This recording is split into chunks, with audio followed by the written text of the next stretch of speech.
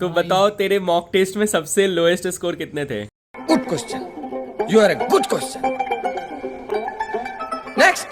सबसे लोएस्ट 469। और फिर नीट में कितने आए? 710। Not bad, not bad. Now you. भाई आपके मॉक टेस्ट में सबसे लोएस्ट स्कोर कितने थे? My lowest mock test score was 591, but पिछली बार मेरे नीट में 244 आए थे और इस बार 716 आए हैं। And you know what time it is? Disco time. तेरे मॉक टेस्ट में सबसे लोएस्ट स्कोर कितने थे? मॉक टेस्ट में मेरे थे 596, और फाइनली कितने आए? पहले 720। Wait a minute. Who are you? तो अस्मित भाई आपके मॉक टेस्ट में सबसे लोएस्ट स्कोर कितने थे? मेरा लोएस्ट स्कोर था 580, और फिर नीट में कितने आए? 710। तो ब्रज भाई आपके मॉक टेस्ट में सबसे लोएस्ट स्कोर कितने थे? लोएस्ट स्कोर तो 580 था। और फिर नीट में कितने आए? नीट में तो 715 है। would like to take notes while I take.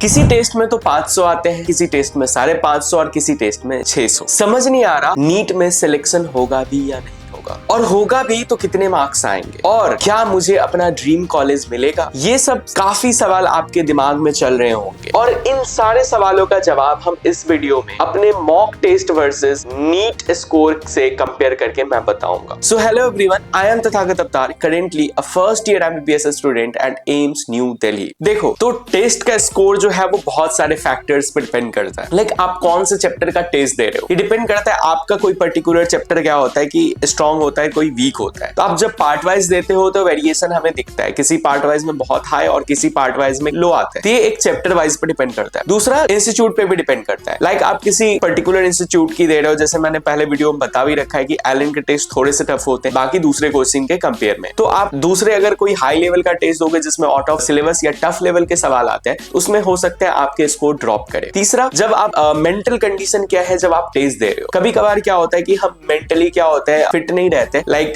नींद की कमी के कारण या बहुत सारे फैक्टर्स होते हैं जिसके वजह से हमारा टेस्ट में स्कोर अच्छा नहीं आता, क्योंकि हम अच्छे से टेस्ट को काम होके देते ही नहीं है। और फिर डिपेंड करता है सिली मिस्टेक्स आपने कितने करे। कभी कभार क्या होता है कि बहुत ज्यादा सिली मिस्टेक्स हो जाते हैं दिमाग सही जगह पे नहीं लगने की वजह से। तो ये सब फैक्टर डिसाइड करते हैं एक टेस्ट के स्कोर को। तो किसी एक पर्टिकुलर टेस्ट का स्कोर हाई स्कोर ये नहीं बताएगा कि आपका नीट में सिलेक्शन हो जाएगा, या किसी पर्टिकुलर टेस्ट का लो स्कोर ये नहीं बताएगा कि आपका नीट में सिलेक्शन नहीं होगा। ये सब बात तो तब आती है जब आप टेस्ट दे रहे हो। कहीं ऐसा तो नहीं कि आप टेस्ट ही नहीं दे रहे हो। अब आपके नीट में लगभग 3-3.5 महीने बचे हैं, तो आप अब टेस्ट देना शुरू कर दो, क्योंकि टेस्ट ही है वो जो आपको अपने गोल तक ले जाएगा, क्योंकि आपके स्पीड एंड एक्यूरेसी सबको इंप्रूव करने वाली है। तो मैं आपको रिकमेंड करूंगा Tyag all India test series. AIIMS के सारे टॉपर्स ने मिलकर इसे प्रिपेयर कराया, और इस टेस्ट में आपको मिलेंगे 14 part wise plus 17 full syllabus test. और इस टेस्ट की खास बात है कि ये नीट ओरिएंटेड टेस्ट है। ना ज्यादा आपको टफ सवाल मिलेंगे, ना ज्यादा आपको लो सवाल मिलेंगे, एकदम से आपको नीट वाला फील आएगा। और इस टेस्ट की खास बात है कि ये हर एक यूनिट वाइज टॉपिक वाइज चीजें इंक्लूड करके आपके कंसेप्ट को स्ट्रॉन्ग करेगी। साथ में इसे आप कितना भी बार अटेम्प्ट कर सकते हो, और ये आपको 35 टेस्ट ओनली 649 पे मिलेगा। अगर आप मेरा कूपन कोड यूज करते हो AIMS50 तो आपको ये 599 में मिल जाएगा। देखो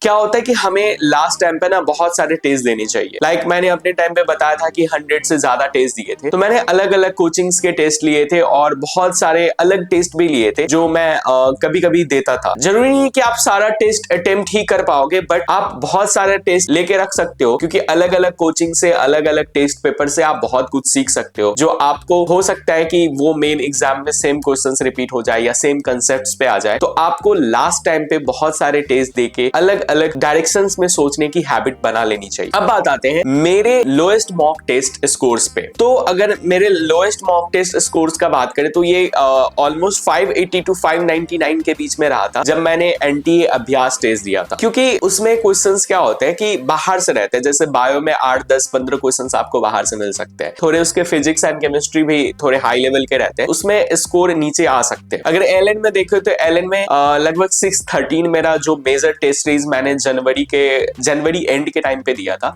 उसमें 613 था लेस्ट स्कोर, और मैक्सिमम जो था वो 685 के करीब गया था, ज्यादा नहीं गया। गया था। अगर आकाश के टेस्ट सीरीज का बात करें तो आकाश में मेरा एवरेज स्कोर पे मार्च में जो रहता था वो 685 टू 696 के बीच में रहता था और एक दो बार ही 700 के ऊपर गया था। तो ये मेरा टेस्ट का स्कोर रहता था। तो आप इस टेस्ट के स्कोर से देख सकते हो कि कोचिंग्स के हिसाब से और मेरे टेस्ट स्कोर काफी वैरी करते थे और कभी कभार बहुत ज्यादा एकदम से 20 30 40 50 मार्क्स तक नीचे ड्रॉप कर जाता था। तो इसमें कोई घबराने वाली बात नहीं है। लाइक एक बार इंसिडेंट्स बताता हूं कि मेरा जैसे इस टेस्ट स्कोर में लाइक मान लो कि 650 आया और नेक्स्ट टाइम में क्या हुआ कि एकदम से 610 15 के करीब 15 मान लो कि आ गया। तो ऐसा सीन हो गया था।